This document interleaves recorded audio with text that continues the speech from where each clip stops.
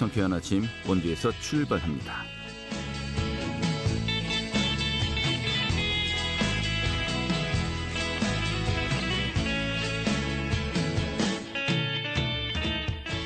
안녕하십니까. 2월 11일 금요일 아침에 인사드리겠습니다. 상쾌한 아침 본주에서 출발합니다. 진행의 한태우입니다. 하루하루 기온이 오르는 느낌이 들고 있습니다. 현재 원주 지역의 기온이 영하 5도, 어제 같은 시각보다 기온이 더 오르면서 크게 추위를 못 느꼈는데요. 다만 오늘 중서부 지역의 초미세먼지 농도가 종일 나쁨 수준을 유지하고 있습니다. 특히 내일과 모레는 대기의 질이 더 악화될 것으로 예상이 되고 있네요. 날씨는 좋은데 미세먼지는 좀 걱정이 되고요. 좀 야외 활동하시기에 고민들 하실 것 같습니다. 오늘도 종일 큰 추위는 없겠고요. 맑은 날씨 보이겠습니다. 낮 기온도 예년보다 3도에서 5도가량 높아서 온화하겠고요. 낮 기온 7도에서 8도 정도 예상되고 있습니다. 오늘 준비한 소식 살펴보도록 하죠. 이 중대재해기업처벌법이 지난달부터 단계적으로 시행되고 있습니다. 지금 현장에서 어떻게 적용되고 있는지 점검하도록 하겠습니다. 또 원주시가 청년 후계농 사업을 운영 중이죠. 이 청년 후계농 사업 지원자가 또 계속해서 증가하고 있는 추세인데요. 오늘 그 현황 전해드리겠고요. 또 돈 이슈 정치부 기자 연결해서 살펴보는 시간도 함께하겠습니다. 2월 10일 금요일 상쾌한 아침 원주에서 출발하겠습니다.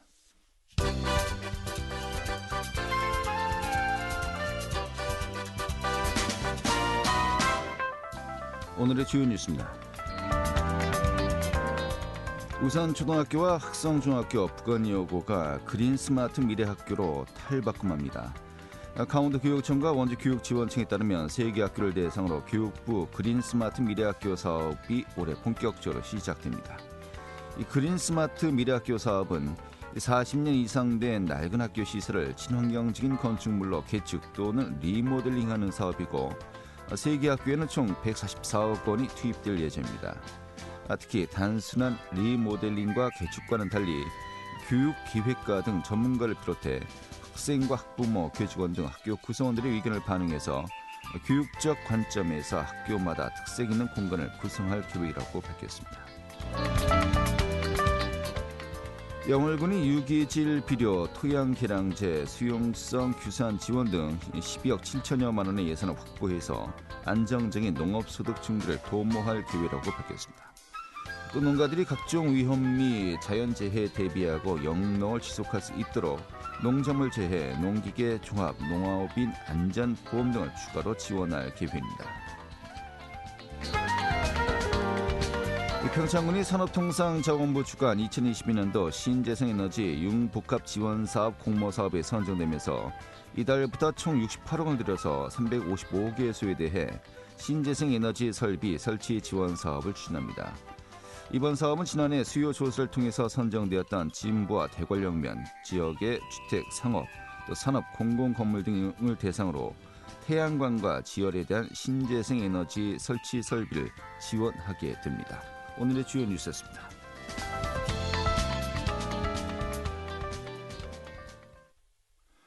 네, 최근에도 이 광주 지역의 아파트 붕괴 사고로 희생자가 발생하기도 있었습니다만은 지금도 산업노동 현장에서는요 안타까운 사고 인재가 끊이지 않고 있습니다. 이를 막기 위해서 이 중대재해기업처벌법이 제정되어서요 지난달부터 단계적으로 시행되고 있습니다만은 이 도내 현장에서는 또 어떻게 적용되고 있는지 그 취지는 또 어떤 것인지 오늘 점검해 보도록 하겠습니다. 한길노무법인의 정일영 노무사 연결하겠습니다. 노무사님. 안녕하세요. 한길노무법인 대표노무사 정일영입니다. 네, 반갑습니다. 네. 자, 중대재해처벌법 지난달부터 이제 시행이 되고 있습니다만은 좀 용어 정리부터 해보도록 하죠. 이 중대재해처벌법 이게 어떤 법이라고 이해하면 되겠습니까?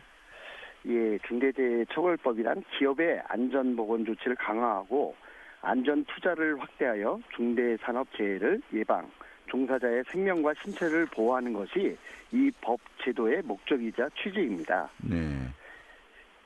그런데 예, 네. 말씀하시죠. 그 사업주, 경영 책임자 등이 안전보건 확보 의무를 위반하여 중대산업재해가 발생한 경우 해당 법 의해 처벌받게 되는 어찌 보면 새로운 법 적용이 되는 것으로 판단할 수가 있습니다. 네. 그러니까 이게 지금 기존과 제일 다른 점이 지금 말씀하셨습니다만은 이 사업주, 이 책임자, 경영 책임자에게 그 책임을 물을 수 있도록 되었다는 거 아니겠습니까? 그렇습니다. 이전에는 예. 이런 산업재해가 발생이 되면 현장 소장이나 아니면 안전보건 담당자나 어떤 가해자나 이렇게 처벌이 산업안전보건법에 의해서 처벌이 적용이 되었는데요. 네. 이제는 그 책임을 넓혀서 이 사업주나 경영 책임자까지도 좀 책임을 부과를 하겠다는 그런 취지인 것 같습니다. 예.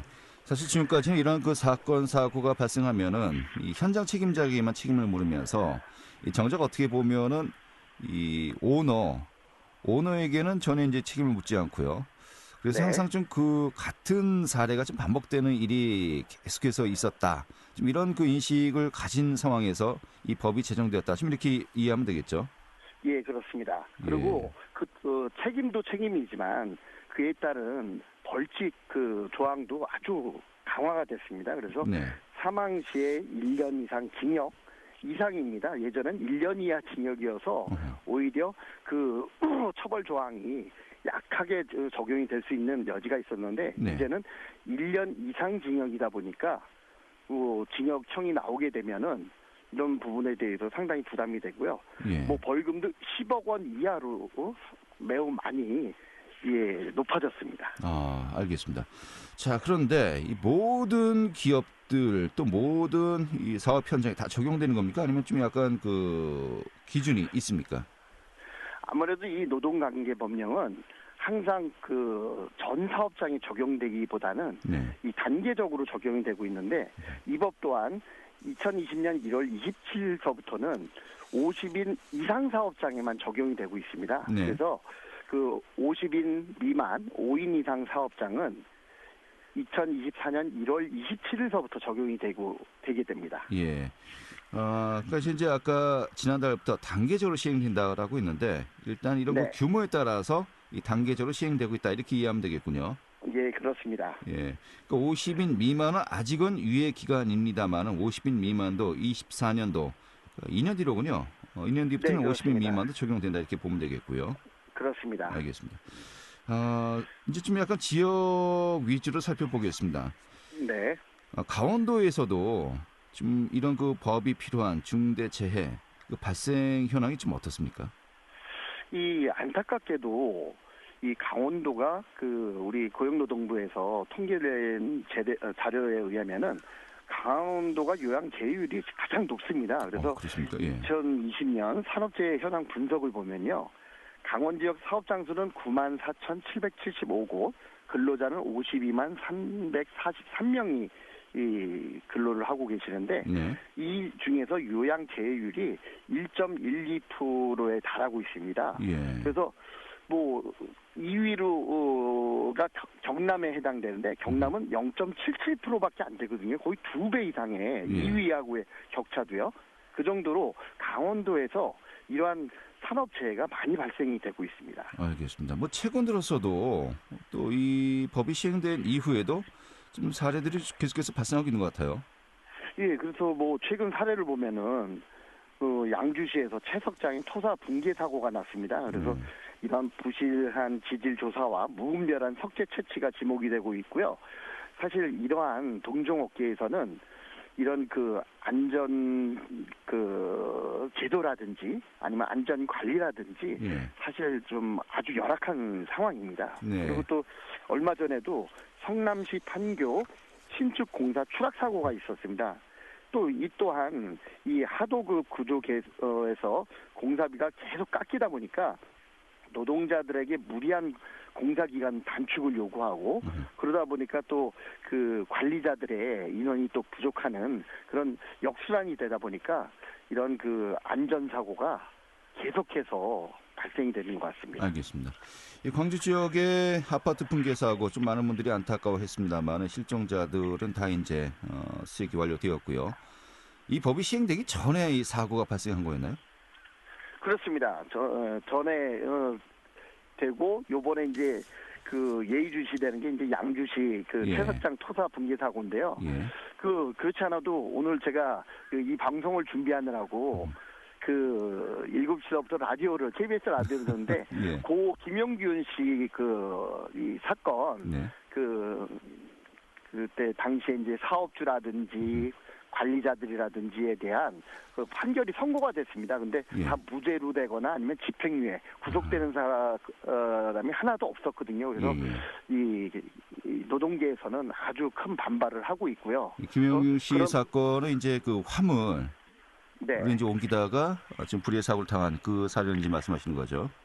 예, 거기 작업 현장에서 젊은 친구가 그 혼자서 관리 감독자 없이 현장에서 일을 하다가 그 사망한 재해였는데요. 그 비록 이 법이 시행되기 전이지만 네. 이와 같이 그 솜방망이식 그 제도 적용은 뻔히 새로운 법이 적용이 된다 하더라도 똑같이 솜방망이가 아닐까라는 이 노동계의 걱정이 상당히 큰 것 같습니다. 네. 자, 노동계 걱정이 큰데요. 또 반면에 또 이제 업계 너무 또 가혹한 거 아니냐. 또 일상 현장에서 여러 가지 정말 많은 변수가 있을 터인데 여기 어떻게 그 사업자의 이 모든 것을 다 이제 책임을 물 수 있느냐. 난 또 반응도 있지 않습니까? 좀 어떻게 봐야 될까요? 예, 아주 심각합니다. 지금 이 대한민국에 많은 건설업자, 시공업자, 그리고 전기업자, 뭐 다양하게 이런 현장에서 종사하는 기업체들이 많은데요. 사실상 이런 그 처벌 조항만 강화한다고 해서 결코 이런 산업재해가 예방이 되는 건 아니거든요. 그래서 그 업계에서는 궁극적인 원인을 치유를 해야지 이런 법률만 강화를 해서 그 기업체에 부담만 준다면 이 사업자들은 더욱더 위축이 돼서 오히려 경기에 악영향을 미칠 것 같다는 걱정들을 하고 있습니다. 알겠습니다. 또 걱정합니다만은 또 그만큼 지금 등한시했던 또 안전 수칙이라든지 여러 가지 그 예방 인프라 이것들을 좀 더 이제 유념하고 또 준비를 해야 되지 않겠습니까? 아까 이야기했듯이 50인 이상은 이미 시행되고 있고요. 50인 미만의 중소규모의 이 사업자들은 이제 준비를 해야 될 것 같은데 지금 기업에서는 어떤 대비를 해야 될까요? 지금 업계에서는 그 가장 불만 사항은 워낙 그 자격이 안 되는 업체들까지 그 난무하다 보니까 이런 오히려 사고가 발생되는 것이다. 차라리 그 업체의 자격 조건을 강화를 한다면 그런 그 자격 있는 업체에서는 그런 안전 관리를 좀 더 그 신경을 쓰고 투자를 할 것이다라고 판단을 하고 계시는데요. 그러면서도 지금 어차피 이제 법이 시행이 되고 적용이 되기 때문에 그 내부적으로다가는 이런 안전 관리에 대한 시스템 도입이라든지 또 이 안전 관리자들에 대한 교육 그리고 또 이런 그 안전 관리의 시스템에 대한 비용을 지금 그 많이 준비를 하고 대비를 하고 있습니다. 네. 이 법에 처음 적용할 때 좀 어려움도 있겠습니다만 지금 말씀하신 이런 그 대비를 하기 위해서 또 많은 노력을 기울이고 있다는 것이 또 법의 수행 기능 아니겠습니까? 그렇습니다. 지금 이제 시간이 더 지나면요. 이런 것들이 실제로 얼마나 연착륙되고 있는지 또 한번 점검해 봐야 되겠네요. 그렇습니다. 네. 네, 알겠습니다. 오늘 이렇게 정리하겠습니다. 고맙습니다. 네, 감사합니다. 네, 한길 노무법인의 정일영 노무사였습니다.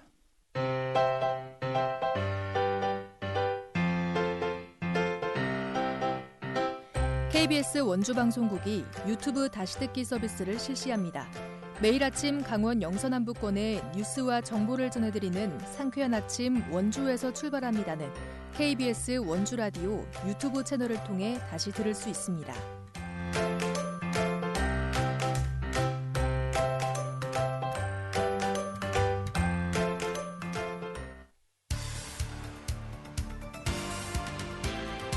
알찬 정보, 생생한 현장의 소식을 전해드립니다. 리포터 현장. 네, 원주시는 청년 후계농 사업을 시행하고 있는데요. 최근 들어서 특히 2018년부터 원주 지역의 청년 후계농이 증가하고 있다고 합니다. 지금 이 사업 내용 살펴보도록 하겠습니다. 추인의 리포터 자리했습니다. 어서 오시죠. 네, 안녕하세요. 네, 이 원주 지역의 청년 후계농이 증가하고 있다고 하는데요. 좀 배경부터 먼저 살펴볼까요? 네, 원주시는 만 18세에서 40세 이하 청년을 선발해 영농 정착과 기반 조성을 지원하는 청년 후계농 사업을 시행 중입니다. 영농 계획을 가지고 있는 청년들에게 영농 정착금과 창업 지원금을 지원해 빠른 속도로 고령화되는 농촌에 젊은 인재들을 유입하기 위해 시작된 사업인데요. 이 원주 청년 후계농 사업의 지원자는 2018년 5명, 2019년 13명, 2020년 19명으로 매년 소폭 증가했습니다. 지난해 2021년에는 20명 모집에 34명이 신청하면서 청년 후계농 사업 지원자 인원이 계속 늘어나는 추세입니다. 농업학교 졸업자나 독립농업을 운영을 준비하는 사람 등 다양한 신청자가 지원하고 있습니다. 농업 경영체에 등록된 30대 이하 지역 농업인이 140명인 것을 고려할 때 원주의 청년 농업인 신청자는 상당한 규모라는 게 농업 현장의 시선인데요. 이런 증가 추세는 원주시의 다양한 지원 혜택과 더불어서 청년의 긍정적인 인식 변화 때문으로 분석되고 있습니다. 자세한 이야기 원주 농업기술센터 농정자원과 지설이 주무관 이야기 들어봤습니다. 예, 우선은 청년 농업인의 안정적인 영농 정착을 위해서 지속적인 지원을 할 예정입니다. 청년 후계 농업인은 선발되면은 청년 4H 연합회 및 원주시 농업 경영인 연합회에 가입해서 농업에 대한 정보를 공유하고 좀 더 넓고 깊게 알 수 있는 기회를 접할 수 있습니다. 사업 대상자로 선정된 기간이 끝나도 지속적인 영농을 종사할 수 있도록 환경을 조성하려고 노력 중에 있습니다. 이제 매년 진행하는 사업들을 홈페이지나 보도자료로 저희가 내는데요. 그런 것들을 조금 더 관심을 가져주시고 확인해 주시면은 받으실 수 있는 사업들을 하나하나 챙기셔서 농업 창업하시는 데 도움이 되실 것 같습니다. 네. 실제로 이 사업에 참여한 농업인들, 청년 농업인들의 또 이야기가 궁금하기도 한데요. 이 소개할 만한 사례가 있을까요? 네, 최근 실시된 귀농귀촌 실태조사 결과를 보면 30대 이하의 귀농 이유는 농업 비전 및 발전 가능성이 39.1%로 가장 높았습니다. 예전에는 농업을 시작하려면 연간 1억 원이 넘게 들었는데요. 고소득 진입 장벽이 과거에 비해 상대적으로 낮아진 점과 삭막한 도시생활 대신 전원의 삶을 선택하는 트렌드가 확산되는 것도 청년의 귀농귀촌 이유로 꼽힙니다. 지난해에는 원주 지역 청년 농업인이 직접 기른 복숭아를 활용한 음료를 개발해 화제가 됐습니다. 지역 우수 청년 농업인으로 농촌진흥청의 추천을 받아 재배한 황야 복숭아로 만든 복숭아 에이드를 편의점에 출시했는데요. 또 실제로 청년 후계농 지원의 사업을 받고 있는 참가자 청년 농업인에게 자세한 이야기 들어봤습니다. 일단은 요거 청년 창업농 요거 신청을 해가지고 아무래도 여기 이제 센터 측에서 이제 많이 좀 도와주신 면이 아무래도 제일 크죠. 뭐 지금 인지도를 올리는 부분이 아무래도 제일 좀 컸던 것 같아요. 왜냐하면은 저희가 일반 뭐 열매나 아니면은 뭐 수확물 갖다가 파는 것보다는 이제 오시는 분들이 직접 찾아오셔가지고 묘목을 팔거나 그리고 또 이제 카페나 이런 데를 방문을 하셔가지고 이제 그런 게 좀 주 수익원이다 보니까 네, 그런 인지도 측면에서 많이 좀 도움이 됐던 것 같아요. 일단 사실 이게 단순히 가시적인 성과가 나오는 건 제 생각에는 뭐 세금 교육이라든가 회계 컨설팅 이런 부분이 필요하다고 생각되어지거든요. 근데 이제 실질적으로 농가한테 도움이 되는 그런 회계나 경영 컨설팅을 좀 받았으면 좋겠다는 생각이 들어요. 네. 네. 요즘 농촌 지역 이 젊은 분들이 떠나면서 또 빈집도 늘고 있고요.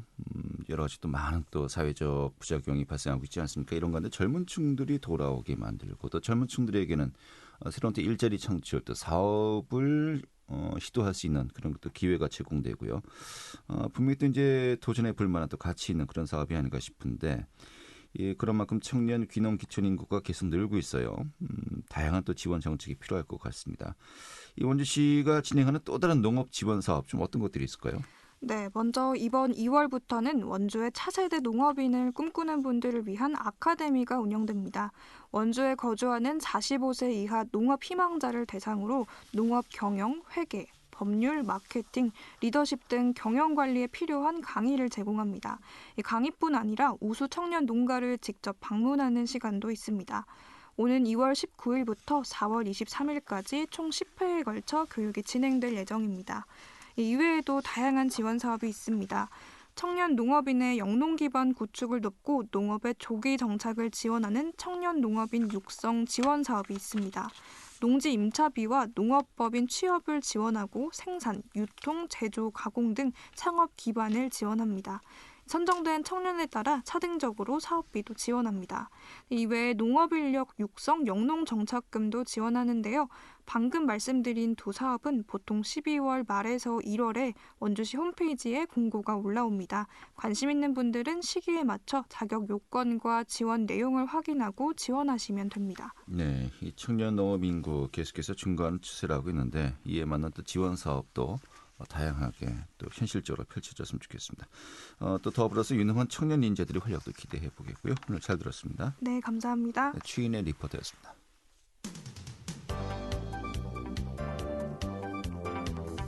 생생한 현장, 유익한 생활 정보를 전해드리겠습니다. KBS 원주 라디오 상쾌한 아침 원주에서 출발합니다를 함께하고 있습니다. 네, 도는 정치 이슈 살펴보겠습니다. 강원도민일보 정치부의 박명원 기자 연결하겠습니다. 여보세요? 네, 안녕하세요. 네, 반갑습니다. 자, 첫 번째 뉴스 살펴보도록 하죠. 대통령 선거 공식 선거운동 이제 닷새 앞으로 다가왔습니다. 이제 그 고공전은 현재 그 윤석열 후보의 이 정치 보복 관련해서 이게 맞냐 그러냐 좀 계속해서 뜨거운 논쟁이 벌어지고 있습니다만 이거 고공전이고요. 이 지역에서 벌어지는 정당별 기싸움들 역시 또 나름대로 치열하지 않습니까?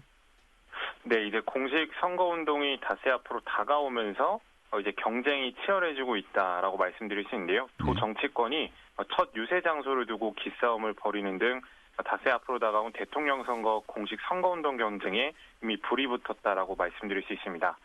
각 선대위는 후보 및 당대표를 비롯해 지방선거 출마자들이 필사즉생의 각오로 총 출동할 것을 예고하기도 했는데요. 오는 15일 20대 대선 공식 선거운동이 시작되는 가운데 각 정당은 연설 인물 모시기에 가장 큰 공을 들이고 있습니다. 공식 선거운동이 시작되면 자동차와 확성자치를 이용한 공개장소 연설 및 대담이 가능해집니다. 네, 다음 주 화요일이군요. 15일부터 네, 공식 선거운동이 시작되기도 하고요.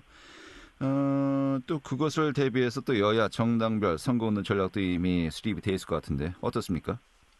네, 더불어민주당 강원 대전안 선대위는 오늘 17일 송영길 당대표가 강원도를 방문합니다. 송 대표는 이날 열리는 강원 선대위 회의에 참석한 뒤 도내 시군을 옮겨 다니며 거리 유세에 나설 것으로 알려졌는데요. 민주당은 이재명 후보 방문을 추진하는 한편 이광재 위원장의 시군별 유세도 계획하고 있습니다. 도지사 후보군으로 거론되고 있는 이 위원장의 인지도를 10분 활용한다는 계획입니다. 반면 국민의힘 필승 강원도 선대위는 윤석열 대선 후보의 현장 유세를 최우선 순위로 두고 있는데요. 여기에 이준석 당대표 등 당 지도부, 전문 유세인 AI 윤석열 등의 거리 유세를 유기적으로 연결하겠다라는 전략입니다. 국민의힘은 이와 별개로 어제부터 8호 광장에서 진행되고 있는 대장동 특검 서명운동에 참여하는 등 거리 선거 분위기 점검에 돌입했습니다. 네, 이 국민의힘은 대장동 공략에 좀 더 무게를 두고 있는 것 같기도 하고요. 알겠습니다. 자, 그 외 정당이라고 이야기할 수 있겠죠. 정의당 또 국민의당 역시 발걸음이 빨라지고 있는 것 같군요. 네, 정의당 강원도당 선대위는 심상정 후보 방문 추진과 함께 윤민섭, 언재철, 임명희, 박명숙 등 당 소속 지방선거 출마 예정자들의 거리 연설을 곳곳에서 준비하고 있습니다. 정의당은 지선 출마자들을 이번 대선 선거부터 전면에 내세워서 한 발 빠르게 대선 이후에 시작될 지선 홍보 효과도 노릴 예정인데요. 국민의당 강원도 선대위 역시 안철수 후보 방문에 더불어 병관호, 방대식, 이만재, 섬재종 등 국민의당 당원이자 지역별 선거연락소장들이 전면에 나서기로 했습니다. 특히 국민의당 선대위는 최근 박현식 원주 소기업 소상공인연합 회장, 김영우 국민의당 동태삼정 지역위원장을 강원도 공동선대위원장으로 임명하기로 했는데요. 박 위원장은 원주시장 선거에, 김 위원장은 삼척시장에 도전하는 등 국민의당도 대선과 지선을 적극적으로 선거 전략에 연기하겠다라는 계획입니다. 네, 이영서 지역 주민들은 동태 삼정 그러면요 어디를 얘기하는지 잘 모르시겠고요.